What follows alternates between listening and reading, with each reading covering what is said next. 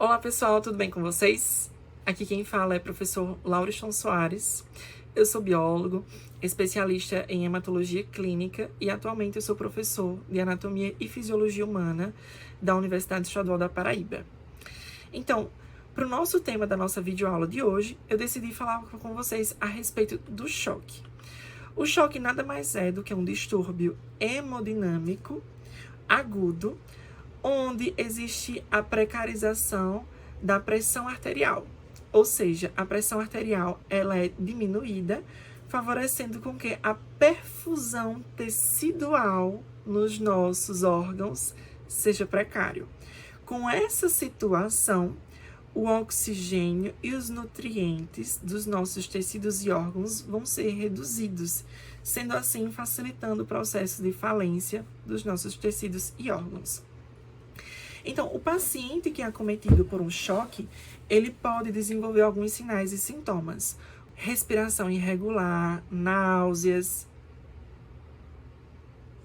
palidez e dentre outros. A gente consegue entender que os sinais e sintomas, eles são bem generalizados. Bem, mediante a classificação do choque, nós temos 4 grandes classificações, que é o choque cardiogênico, onde existe aí um problema com o coração, né? O coração, por ser uma bomba propulsora, ele acaba que não garantindo mais com que existe uma pressão sanguínea o suficiente para ocasionar a perfusão nos nossos tecidos e órgãos. A perfusão que eu digo é a penetração do sangue diretamente para os nossos tecidos e órgãos. E como a gente sabe, o sangue ele é rico em oxigênio e os aspectos nutricionais para os nossos tecidos e órgãos. Se existe ali uma redução do volume sanguíneo em algum tecido ou em algum órgão, consequentemente, esse órgão ele vai ser danificado, ele vai ser desoxigenado, tá? Então, nós temos o choque cardiogênico. Na grande maioria das vezes, a bomba propulsora, no caso, o coração, ela é acometida por problemas no ventrículo esquerdo. Então, o ventrículo esquerdo não consegue jogar sangue o suficiente, ocasionando nesse processo de choque cardiogênico. A segunda classe que nós temos é o choque hipovolêmico, onde nessa situação, de fato, é o sangue por si só que não consegue realizar esse processo de perfusão nos nossos tecidos e órgãos, ocasionando numa redução progressiva de aspectos nutricionais e de oxigênio para os nossos tecidos e órgãos. Também nós temos o choque distributivo e o choque obstrutivo, que estão relacionados com o processo de oclusão de algum vaso sanguíneo e, consequentemente, a redução da pressão sanguínea. Então, com isso, quais são os métodos que a gente poderia favorecer para que esse paciente não seja acometido em um choque? Na grande maioria das vezes, a gente pode desenvolver uma profilaxia. Esse paciente ele pode ser acometido a ficar com os membros inferiores, no caso, as pernas para cima. A gente também pode reduzir a perda de calor excessivo desse paciente. Se for um paciente que está sendo acometido por um choque hipovolêmico, ou seja, a perda de sangue, enfim, a gente vai fazer uma tentativa de fazer com que esse sangue não seja esvairado, com alguns métodos. Ou seja, pela utilização de lidocaína como um vasoconstrictor, ou seja, fechar os vasos sanguíneos que estão lesados para impedir com que seja esvairado o sangue de maneira desnecessária. Outro método de profilaxia é também favorecer ali o monitoramento da pressão arterial e venosa, porque a gente sabe que existe ali uma questão relacionada também com a redução da pressão.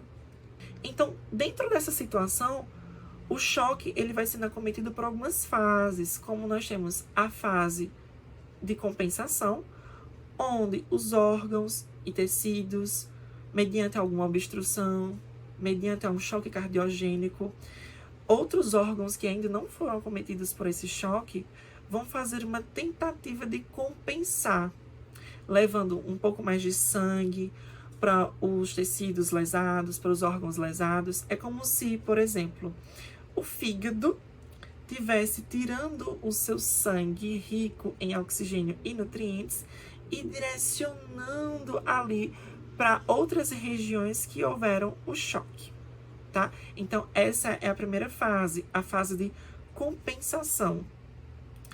Posteriormente, nós vamos ter a fase irreversível, onde nós não vamos conseguir reverter o quadro clínico desse paciente. Posteriormente, nós temos a fase de progressão, onde o choque ele vai sendo mais progressivo e vai havendo a obstrução de algum vaso sanguíneo e os órgãos eles vão sendo cada vez mais lesados. E se caso esse paciente ele for acometido por uma situação em que ele seja direcionado para um médico, fisioterapeuta ou para métodos que realizem a prevenção ou que façam o diagnóstico já precoce, esse paciente ele pode ser acometido para uma fase de recuperação, que é dentro dessa fase de recuperação que esse paciente ele consegue realizar a cura para o choque. Então, dentro dessa situação, nós temos 4 classes, ou seja, 4 tipos do choque. Temos o choque obstrutivo, temos o choque hipovolêmico, temos o choque distributivo e o choque cardiogênico. Todos eles estão relacionados com algum tipo de dano na distribuição de sangue, tá? A obstrução seria uma obstrução dos vasos sanguíneos, o choque distributivo é justamente a precarização na distribuição do sangue, o choque cardiogênico é o coração que não está conseguindo realizar a distribuição do sangue, e o choque hipovolêmico é o esvaziamento, né? É o extravasamento de sangue por intestício, ou por meios externos, ou por cavidades pré-formadas do corpo. Então, com essa situação, os aspectos fisiológicos, mediante esse processo de choque, ocasiona da seguinte maneira. Quando o paciente ele é acometido por choque, esse paciente ele vai ter fraqueza muscular, consequentemente. Ele vai começar, mediante esse aspecto, é interessante a gente falar um pouco a respeito da fisiopatologia dessa doença, né? Onde é iniciado, exemplo, pelo choque hipovolêmico, ou seja, nós estamos perdendo sangue. Então, se existe a perda de sangue, os nossos órgãos e tecidos não vão ser oxigenados, nem vão ganhar nutrientes. Com essa situação, vai haver uma fraqueza muscular. Com essa fraqueza muscular, a gente entra na fase de progressão, onde a função renal ela é regredida. Esse paciente ele também vai ter uma redução na sua temperatura, pois lembrem-se que o sangue é um dos reguladores da temperatura corpórea. E dentro dessa situação, esse paciente ele vai ser acometido a ter uma redução na função mental, né? Porque, diga-se de passagem, o órgão, né, o cérebro, ele é um órgão que ali é acometido a absorver muito oxigênio. Ele precisa de oxigênio para conseguir realizar suas funções vitais. Então, se existe uma precarização de oxigênio mediante a um choque hipovolêmico, o cérebro, ele também vai levar lesões. E muitas das vezes essas lesões são irreversíveis. O nosso corpo, ele tem alguns métodos para fazer a compensação dessa situação. Os métodos dessa compensação é através de uma resposta neuroendócrina. O que seria uma resposta neuroendócrina? É uma cascata que era ocasionada para a produtividade de hemácias. Com a produção exacerbada de hemácias, a gente consegue realizar a distribuição de oxigênio e nutrientes de uma maneira mais efetiva.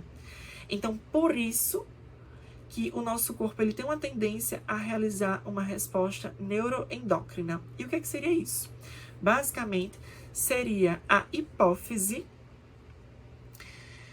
mandar sinais, mandar hormônios para que os rins liberem um hormônio chamado de eritropoetina, que essa eritropoetina ela vai estimular a medula óssea Com o estímulo dessa medula óssea, essa medula óssea vai conseguir realizar a maior produtividade de hemácias e de outros elementos também, como as células do sistema imunológico.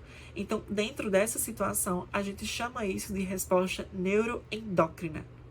Os fatores de risco para esses pacientes são pacientes que têm idades mais avançadas, são pacientes que já são cardiopatas ou que têm já um infarto agudo do miocárdio, ou que até mesmo são pacientes que já possuem alguns tipos de comorbidades.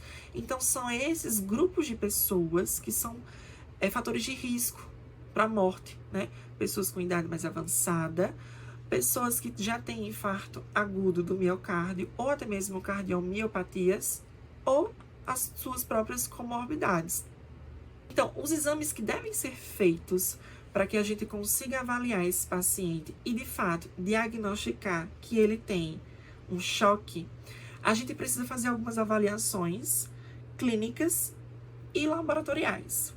Na avaliação clínica, a gente vai conseguir identificar se existe ali uma perfusão tecidual insuficiente.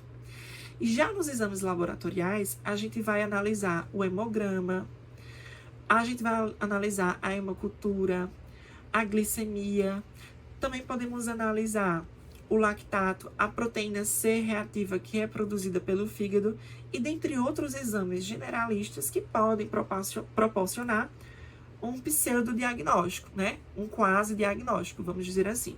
Mas aí, se a gente quiser exames mais específicos para fazer o diagnóstico do choque, nós vamos realizar alguns exames, como a hemocultura, a urocultura, porque o choque séptico, que é uma das outras classificações que nós temos,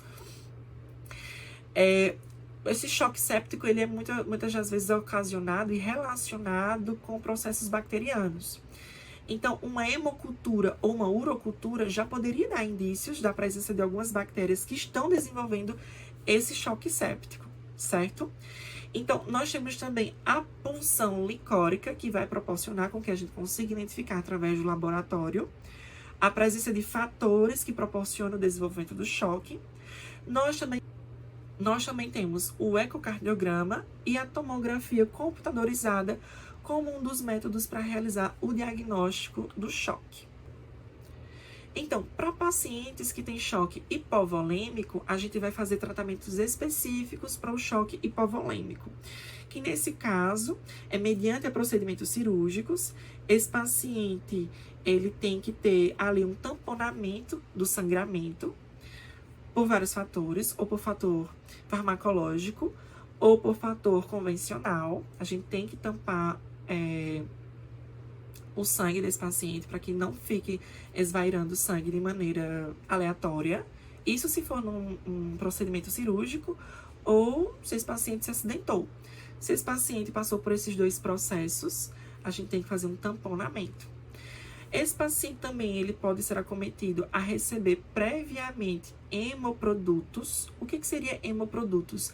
São elementos que vão favorecer com que o organismo ele produza de maneira mais efetiva hemácias. De maneira mais efetiva que eu digo, é produzir com maior eficiência, maior produtividade, tá?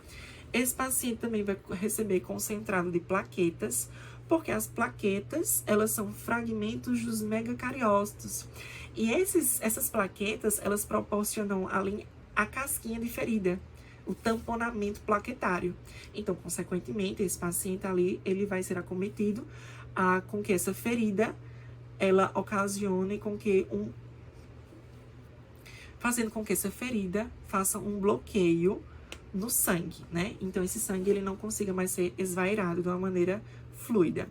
Esse paciente, ele também vai receber eritrócitos, que no caso pode ser as hemácias. Ele também vai receber plasma fresco congelado, que dentro desse plasma fresco congelado tem leucócitos, tem outros elementos que vão proporcionar a esse paciente uma melhora.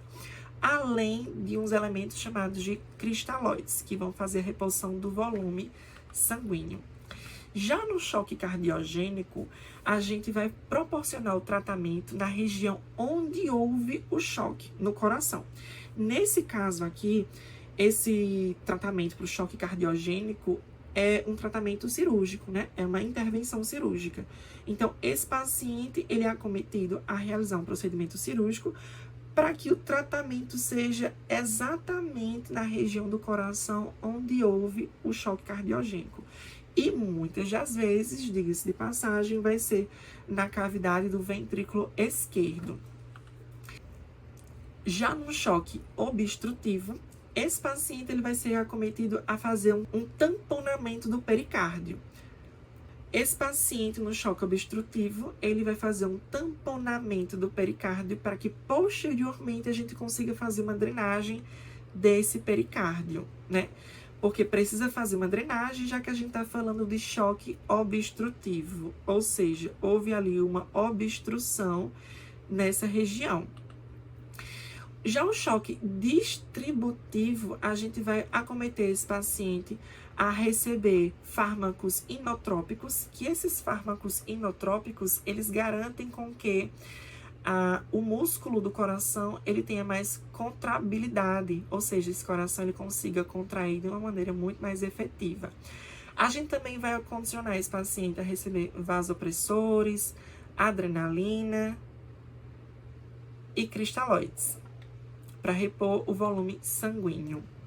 Já no choque séptico, a gente vai fazer a avaliação desse paciente por um monitoramento hemodinâmico, uma ventilação mecânica.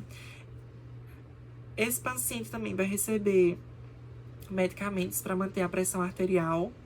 Já no choque anafilático, o paciente ele é acometido a receber 3 grandes princípios, que é receber oxigênio, receber adrenalina simultaneamente e também antialérgicos, para que proporcione uma melhoria desse paciente de uma maneira muito mais rápida.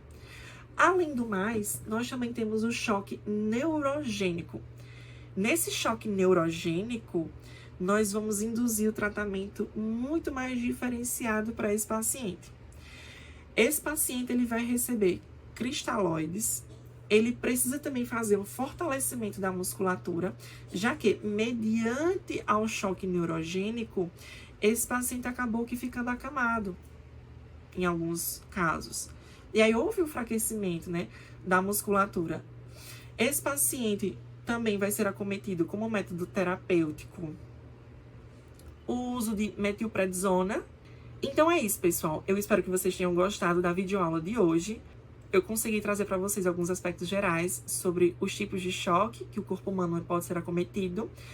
Eu espero que vocês tenham gostado do conteúdo produzido aqui. Deixem seus comentários para que eu saiba se vocês estão gostando do tipo de conteúdo e compartilhem aí com seus amigos para que a gente consiga aí perpetuar um pouco melhor com a divulgação científica. Então é isso. Eu fico com vocês no próximo vídeo.